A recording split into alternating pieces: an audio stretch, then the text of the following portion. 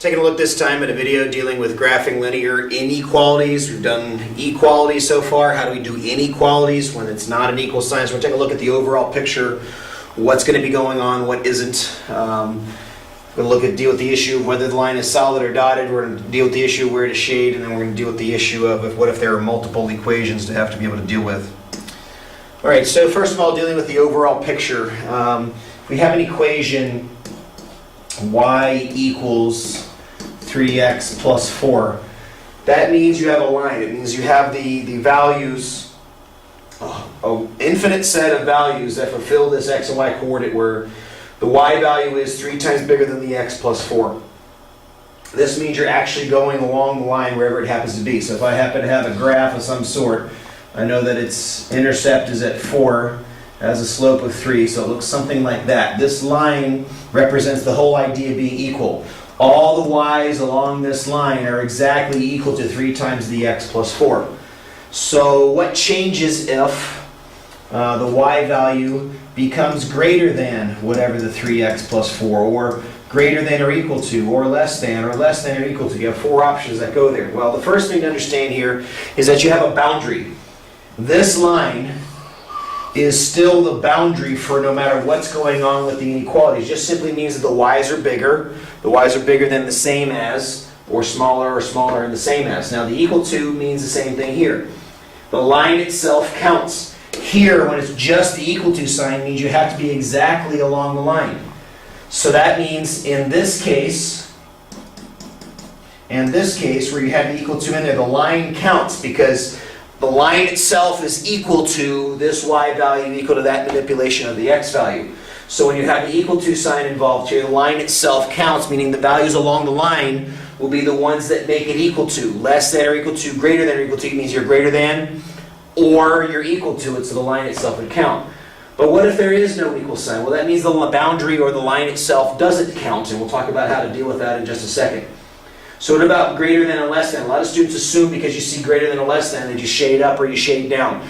Don't think about it that way. What you think about is the fact that everything on one side, let's just shade this side.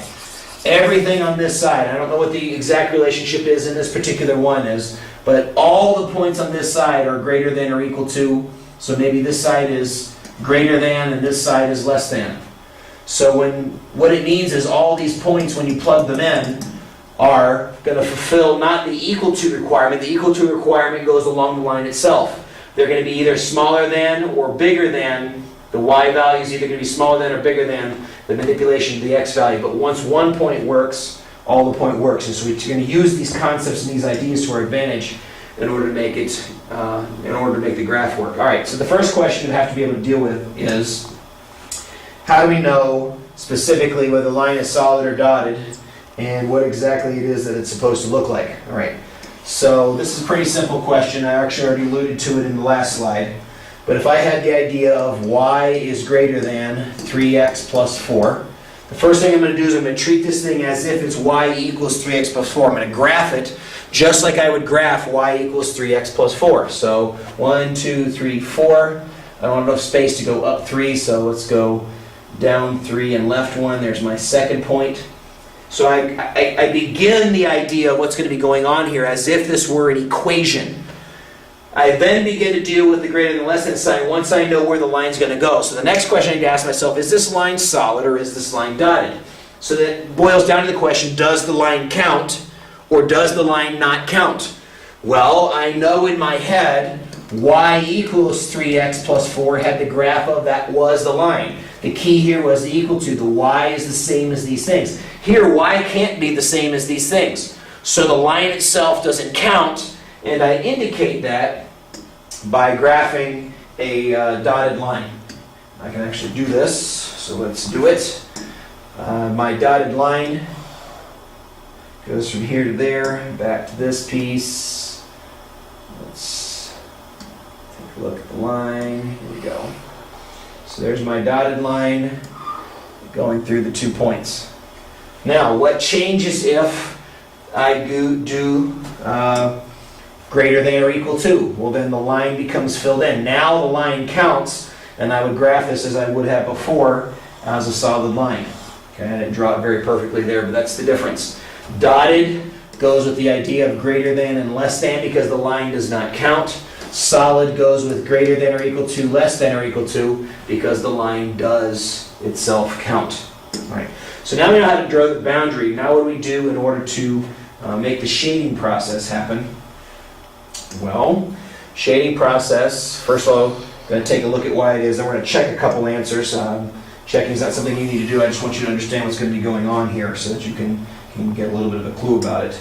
So again, I have y is greater than 3x plus 4. I know how that graphs, plus 4, 3x. This is a dotted line through these 2 points. But if that's the case, if that's the only graph there is, it means there's nothing that works because the line itself doesn't work, so there's got to be something else. So I need to figure out where are the y values greater than or equal to 4x. Well, it's very, very simple. The line is a boundary. Either all the points over here shade, meaning that all the points over here fulfill this requirement, or all the points over on this side counts. There's no other combination that can go on. It's all one side or all the other side. So the next question is, how do I figure out which side it is? Well, it's really simple. If all the points on one side work or all the points on the other side work, I just need to test one point and see if it works or not. When the line doesn't go through 0, 0, that's the easiest one to test. Now if it goes through 0, 0, you got to pick something else. But since my line in this particular case is not going through 0, 0, I can try this out with 0, 0. So I plug in 0, 0. Is 0 greater than 3 times 0 plus 4? Is 0 greater than 4? That is not true. So now what does that mean? If this point doesn't work, all of the points on this side don't work.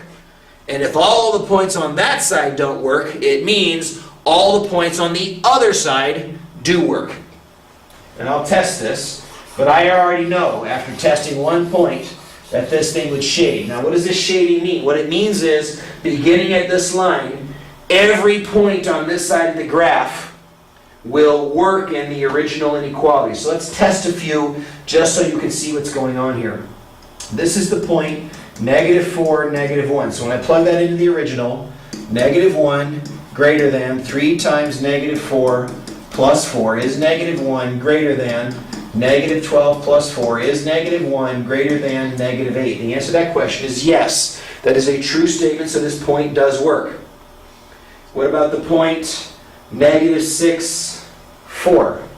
Well, 4, is that greater than 3 times -6 plus 4? Is 4 greater than -18 plus 4? Is 4 greater than -14? The answer to that question is yes. So you can see every point I plug in here, and that's the reason the shading takes place, all do fulfill this inequality. There are more answers, so to speak, than there is along the line, although infinity is not really greater than infinity. This is a larger magnitude of infinity, if you can kind of call it that way. All these points on this side fulfill it. The boundary itself does not work. If I plugged in a point on the boundary, for example, the point -1, 1, what I would get is 1 is greater than 1, and that's false. If it's greater than or equal to, it would work, but it's not greater than, and so the points along the boundary don't work. So this point would fail if I were to plug in that particular point. So that's how the shading works. This is the way they always work. So how do we do this whole process again? The first thing you do is graph it as if it were a line. However you do your graphing, whatever method you use to do your graphing, graph it as if it were a line. Get your points, know where the line's going to go. The second thing you need to decide is the line solid or is it dotted? That's simply based on whether it's greater than or equal to, less than or equal to, versus greater than and less than by itself. The third thing you do is you test one point. That point cannot actually be on the line. It's got to be in one of this, what we call a half plane, because the line cuts the plane in half. You test one point. If that point is true, then you shade that side. If that point is false, shade the other side. And that's the way this whole thing works. Okay. So one last issue to deal with. What if I have multiple graphs? In this situation, we consider this to be an AND situation. You should have learned at some point already dealing with inequalities what AND and OR mean. AND means both graphs work. OR means neither graph works. If there's no, OR means only one of the graph, one or both of the graphs turns out to work. So what if there's not a word? What if there's no and or? Assume it's an and that's what most of the cases are, but there could be an or there. So let's say, for example, we have y is greater than, let's stick with greater than 3x plus 4, the one we've been doing. There's my plus 4. There's my slope of 3. And let's throw in another equation. Y is less than or equal to negative 2x. So that has a y-intercept of 0. Down 2 over 1 puts me there. So now I think about my two lines. This line is a dotted line. So let's graph that as a dotted line. And this should be close enough to do that. And then my next option is to graph a line. Throwing the ones with arrows on here. And let's just say it goes through there. That's going to be close enough. I'll probably move it because I'm a perfectionist and I have to. And there's that end, and there's that end, and there's this end. A little bit better, hopefully. Good enough for now. All right, so the next question is, what do I do with that? I've come to this situation where I've got these graphs. I graph the two lines, one is solid and one is dotted. This one's solid because of the equal to sign. This one's dotted because it's lacking the equal to sign. The next question is, where do they graph? Now this is where the graph can get a little bit confusing. This is where the word matters. Do I need both equations to be equal, or do I need both one of the two equations or inequalities to be equal?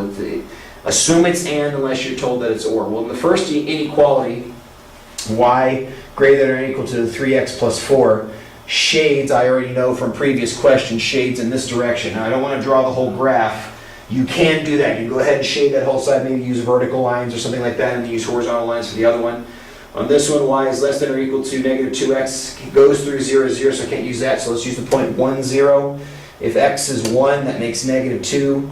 That is not bigger than 0, so that's false. So this one also shades in this direction, and I'm doing that in order to save it. So the next question I need to ask myself is, well, is it and or an or? If it's and, I need to find the place where both graphs would overlap had I drawn everything. Well, the place where they would overlap is here. This one's pointing in here, this one's pointing in here. These two graphs overlap in this zone right here, right? So if I had an and, the answer would be this whole area right here, okay? If I had an or, on the other hand, where does one graph work or the other? The only place where neither graph works actually is in this section over here. So if I had that, that would shade here. If this were an or, would shade all of this. Hopefully that yellow is showing up a little bit on that. So you can see the difference in the two things. What I'm doing is I'm looking for the place where either they overlap or the place where one of the two graphs cover. Yellow represented that, black, which I drew a second ago, represented just this section in here. It looks like I might have drawn the black a little too far over here. The black should have stayed on this side of that line. It looks like I might have gone a little bit too far in my fun drawing the line there. So you might have noticed that in the graph. Maybe we can take this yellow off. Oops, that was the wrong thing. So let's try this. Yeah, I went a little too far here. I shouldn't have gone around this equation like that. I should have left it off of here. So get off. Bye-bye. See ya. All right, off the line, off the line, off the line. There we go. Now that shading would have been in that place. So that fixed that. Okay, so that's it. That's how you graph linear inequalities. Make sure you follow your steps. If you end up with a situation where you've got more than one, you're looking for the places where whichever word and or word tells you what's happening. That's how you do it. Until next time, see ya.